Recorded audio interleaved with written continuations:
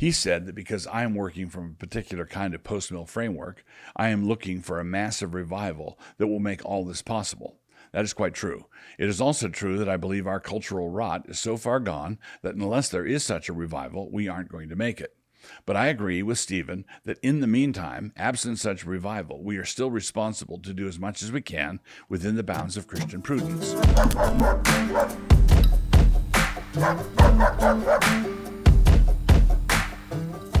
Introduction. Over the last week or so, a discussion broke out over my contention in Mere Christendom that while blasphemy laws are inescapable, and that while Christians should be laboring to see that our society upholds the first table of the law as well as the second, we should make sure that we restrain the biggest blasphemer first. That perennial blasphemer, as I argued in my book, is the state.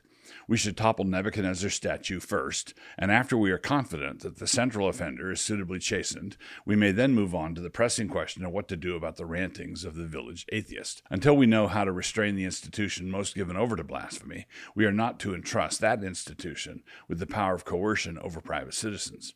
Prior to Nebuchadnezzar's repentance, he ought not to have plenipotentiary power to whack blasphemers, because the smart money is that he will whack the ones who didn't bow down to his statue. Make no mistake, righteous blasphemy laws would have to apply to private citizens at some point. This would mean that they would have to be applied with a judicious prudence, as Stephen Wolfe would argue, and not with any kind of blinkered Torquemadian zeal. But make no mistake on the follow-up point also. The one enforcing the law needs to be in a position to cast the first non-hypocritical stone, John 8:3-11.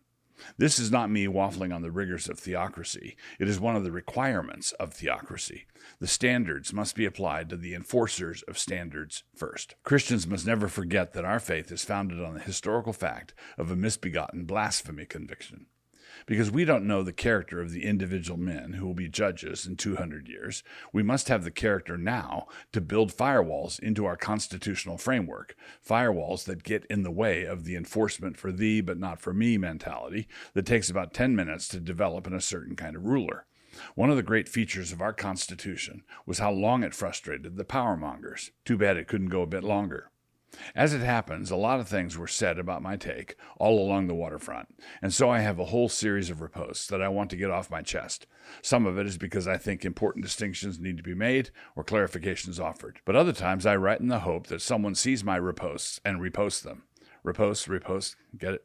Because I'm responding to all sorts of different concerns and objections coming in from different directions, it may appear to the uninitiated reader that I have no attention span whatever. I will be leaping from paragraph to paragraph like a squirrel in the city park leaps from branch to branch right after he got into some drug dealer's misplaced bag of meth. As you read on, just remember these things do happen. Scattershot responses. As you go on, remember the squirrel illustration. Scott Aniol, he who is numbered among the reasonable G3 critics, did me the honor of agreeing with me in public, which is not often attempted. He was agreeing with my emphasis, stated again in this post, on the need for restraining the worst blasphemer first. I'm happy with this emphasis as I continue to argue for it, just so long as it is also remembered that the son of the Israelitish woman was not wronged in any way. Leviticus 24:10-16. We live in a time when I could go out onto the streets of any major American city and get myself arrested solely and simply on the basis of the content of what I was saying. I could probably do it within 15 minutes. And I don't mean the fire in a crowded theater stuff. I mean that I could get arrested for the crime of vocalized wrongthink. So what I'm going to say throughout this post is going to touch on a challenging subject, and it does need to be discussed by reasonable thinkers and writers. Such a group would not include anyone who does not recognize that we live in a time that is hostile to the very idea of free speech. If I meet someone who recognizes that all societies have blasphemy codes, his own included, and he is interested in defending those codes, I can talk with such a man. But the people who scare me most are those who are savage in the enforcement of their codes, while at the same time claiming that their codes are entirely non-existent.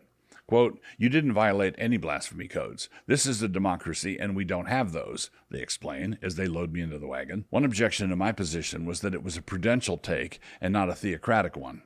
My response to this is that prudence is one of the great theocratic standards. Quote, "The simple inherit folly, but the prudent are crowned with knowledge," Proverbs 14:18. Exodus 18:21. The law of God is not made out of pressure-treated 4x4s, or, to change the metaphor, when true believers reduce biblical law to an insert tab A into slot B approach, the end result is frequently a travesty of biblical justice. I do want to see biblical justice done, but I want to see the doers of justice apply the standards to themselves first. The application of God's law, the way of wisdom, has to be conducted in wisdom. The law of God does not come to us the way regulations from a federal agency do, where you have to deal with a rapidly cooling and bureaucratic magma flow. The law of God is a case law system, where the principles must be grasped and then applied in new situations as God brings us into new situations. That's one thing. When it comes to my political theory, I am admittedly an amalgam. This is all internally coherent, in my head anyway, and quite different from a hodgepodge. Not necessarily in order, I am a Burkean conservative, indebted to Rushdoony, an anti-secularist, a Christian classical liberal, an advocate of Protestant resistance theory, Knox, Rutherford, Beza, a Van Tillian, and a reader of Althusius. So sue me. So, as you know, I am also a cheerful and somewhat eclectic advocate of Christian nationalism. Some object to that phrase, or that way of putting it, but I far prefer it to some of the other names our adversaries usually apply to us, like Christo-fascist, or white supremacist, or meathead. So I do want to speak in favor of Christian nationalism, and I believe it would be fair to say that I've done so. But I've sometimes seen guys on our side of this particular debate comport themselves on Twitter in such a way as to disqualify themselves from jury duty in any sensible biblical republic. If some of our regime evangelicals want to maintain that we aren't ready for prime time, they do have some gaudy examples to point to. This does not make them respectable or reliable, but I do hate it when disreputable people have a point. The point here is that we definitely do need more time. The challenge is that there have been times in history when Christians found themselves governing after a cultural collapse before they were really ready to govern, e.g. Constantine, the Puritan Revolution in England. But even though they weren't ready, just like we are not ready, they still did a lot of good. Wish us luck next time. We are not maintaining a stable biblical republic with responsible Christian jurists pondering the best possible applications of Exodus 22:18. Rather, we are in a cage match with a resurgent neo-pagan death cult, and we are wanting to get to that stable biblical republic, and we must do it through stiff opposition. We need to get from here to there, and this means that we need to remember, over the course of this long war, exactly how much mileage the unbelievers have gotten out of the burning of Servetus. Let us also remember that Servetus was a bad actor, and that when he was executed, it was a brief ecumenical moment across Europe, with Catholics, Lutherans, and Reformed all throwing their hats in the air. That was a mainstream event, and I hear from Christianity Today that it is important to stay with the mainstream. It was not the Salem witch trials, which were wicked clean through, where entirely innocent people were executed. But whether Servetus deserved to die or not, it was still a tactical blunder to execute him. And so, quote, "A prudent man foreseeth the evil, and hideth himself, but the simple pass on and are punished." Proverbs 22:3. So there are cowards who refuse to acknowledge what their position actually entails. Then there are the doctrinaire rigorists who want to implement everything all at once, and if we must start somewhere, it should be with public stonings. And then there are those who refuse to step into the trap that the devil sets for us with his trusty old Servetus bait. I certainly agree with Stephen Wolfe that, quote, "abuse does not nullify use. Obsus non tollit usum." Every form of law, including the laws against murder and rape, can be twisted around and weaponized and used against the innocent. When rape is defined by some, as it often is these days on college campuses, as any sexual encounter that the woman afterwards regrets, a solution to that problem is required. But that solution would not be to eliminate the laws against rape. So I'm not arguing for the elimination of blasphemy laws. I am arguing that we should have them, but that they should be wise laws, constitutionally bounded, and that we should fry our fish in the right order. Speaking of Stephen, he was recently asked if he differed with me anywhere. You can find that here at the 112 mark. He represented me fairly and well, but I do want to add an important area of agreement. He said that because I am working from a particular kind of post-mill framework, I am looking for a massive revival that will make all this possible. That is quite true. It is also true that I believe our cultural rot is so far gone that unless there is such a revival, we aren't going to make it. But I agree with Stephen that in the meantime, absent such revival, we are still responsible to do as much as we can within the bounds of Christian prudence. We are not allowed to say that we are not going to do what we can because the revival hasn't happened yet. If the best we can do is mere amelioration, then that is what we should do. You know how the left says, think globally, act locally. Well, absent revival, we should think post-milli, act amili. I have happily called myself Kyperian for some years now. By this, I have simply meant all of Christ for all of life, and that I liked his lectures on Calvinism. But if you delve into it, you will discover that some of the leaven of neutrality crept into Kyper's practical approach to politics. If we may speak this way, in our eventual Christendom 2.0, it is therefore necessary for us to be more Kyperian than Kyper.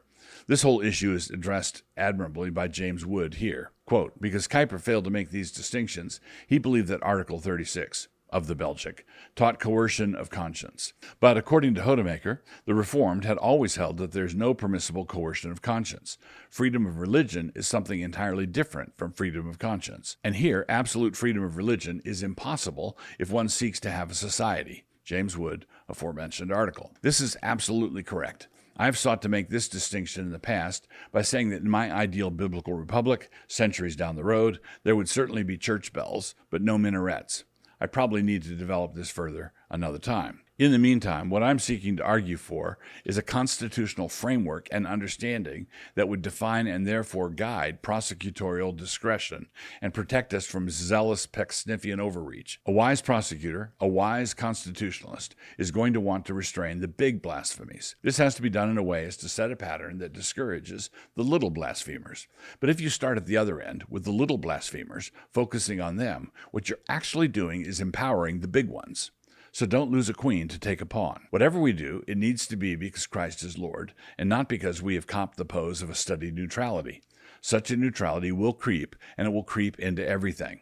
This means that when you hammer out a concept of liberty of conscience, it has to be because Christ is Lord. It is not because liberty of conscience is Lord. Liberty of conscience is weak and does not know how to defend itself.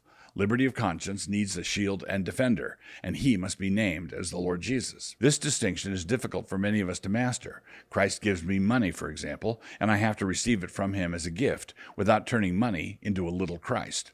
Christ grants us liberty of conscience, which we should receive from him gratefully, without turning that liberty into an attribute of an abstract and non-existent deity. In our secular era, liberty of conscience was put under the protection of the gaseous and anemic demigod of state-sponsored agnosticism. And look what happened then. The Hebrew word mashal means to speak a proverb, but it also means to rule as a king. The best dominion training in the world is found in the book of Proverbs. One of the reasons for this is that it helps a man cultivate true wisdom, and which keeps him out of the doctrinaire ditch. The Lord has not given us a spirit of timidity, 2 Timothy 1:7. We must be bold and courageous, but we must begin with courage in the right place. What I'm suggesting is the Pauline approach. When the church was getting established in pagan Rome, there was no immediate thought of what civil penalties would be enacted in the name of Christ once Theodosius made the Christian faith the faith of the empire. That was still centuries out. But the early church was nevertheless preparing for that day, and they were preparing for it by excommunicating notorious sinners. Paul took the Old Testament requirement for capital punishment and applied it to discipline cases within the church. Quote, put away from among yourselves that wicked person, 1 Corinthians 5:13. Execute adulterers? Shoot, I would think we were making progress if we just excommunicated them. Instead, we give them book deals. Judgment begins with the household of God. 1 Peter 4:7. And we have centuries of work ahead of us just getting our ecclesiastical waterfowl in a row because they got into the meth right after the squirrel did. Christopher Dawson said, the Christian church lives in the light of eternity and can afford to be patient. The heart of revolution is impatience. The heart of reformation is patience.